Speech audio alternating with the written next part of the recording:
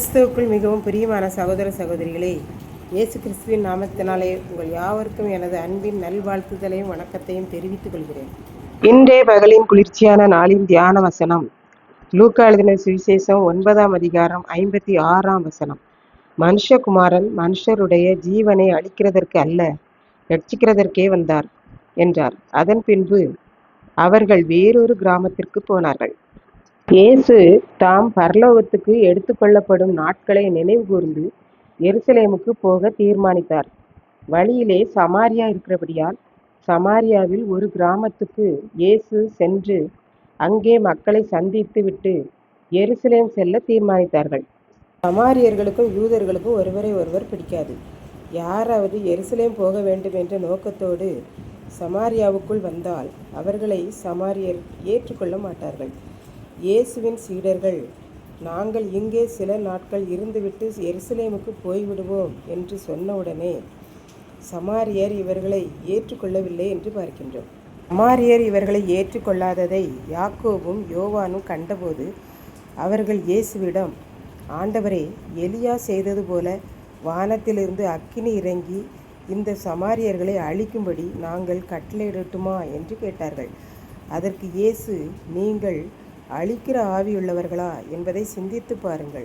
மனுஷகுமாரனாகிய நான் மனுஷருடைய ஜீவனை அழிக்க வரவில்லை, பாதுகாப்பதற்கே வந்தேன் என்று சொல்லி அவர்களை வேறொரு கிராமத்திற்கு கூட்டிக் கொண்டு போனார். ஒரு ஊரில் மண்பானை செய்யும் குயவன் ஒருவன் இருந்தான். அவன் அனுதினமும் நிறைய பானைகள் செய்வான். ஒரு நாள் அவன் பானை செய்து கொண்டிருக்கும்போது மண் சக்கரத்தில் உதிர்ந்து கொண்டே விழுந்து கொண்டே இருந்தது. அவன் யோசித்து பார்த்தான்.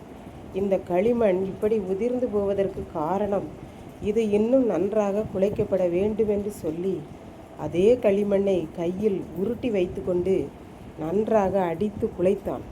மறுபடியும் அதேபோல் குழைத்த அந்த மண்ணை கொண்டு பானை செய்தான். அருமையான பானையாக செய்து முடித்தான். நம் இயேசுவும் சீசர்களை பார்த்து, இந்த சமாரியர்கள் ஏற்றுக்கொள்ளவில்லை என்பதற்காக நீ அவர்களை அழித்து விடுவாயா? இன்றைக்கு அவர்கள் என்னை ஏற்றுக்கொள்ளவில்லை, இன்னொரு நாள் என்னை ஏற்றுக்கொள்வார்கள் என்ற அர்த்தத்தில்தான் நான் அழிப்பதற்கு அல்ல, ரட்சிப்பதற்கே வந்தேன் என்றார். நம் இயேசுவும் அந்த குயவனைப் போலத்தான். மண் சரியில்லை என்பதற்காக அதை தூர எறிய மாட்டார். மறுபடியும் குழைத்து பிசைந்து, அதாவது மறுபடியும் நம்மை புடமிட்டு செப்பனிட்டு நம்மை ஏற்றுக்கொள்ளுகிற, நம்மை ரட்சிக்கிற, அரவணைக்கிற தேவனாய் இருக்கிறார் என்று பார்க்கின்றோம்.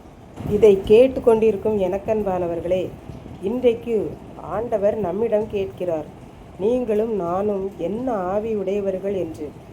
நாம் அநேகரை ரட்சிப்புக்குள்ளாக வழிநடத்தி ஆசீர்வாதத்தை பெற்றுக்கொள்வோம். கர்த்தர் தாமே இந்த வார்த்தைகளை ஆசீர்வதிப்பாராக. ஆமென். ஜெபம். அன்பின் ஆண்டவரே, இந்த அருமையான நல்ல நாளுக்காக நன்றி செலுத்துகிறேன்.